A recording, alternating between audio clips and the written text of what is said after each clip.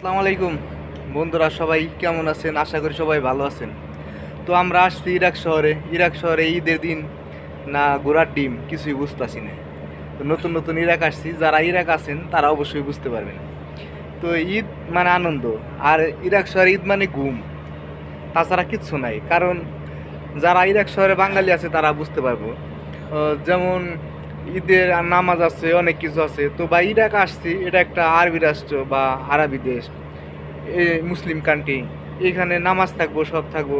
ভাই, 8 মাস 9 মাস ধরে আসছি, আজান দেয় কখন তাই জানি না। এমন একটা দেশে আসছি, তা আসলে এটা কি আরবি দেশ না কি দেশ, মানে এটা বুঝতেছি না। তা আসলে যারা ইরাক শহরে আছেন তারা অবশ্যই বুঝবেন।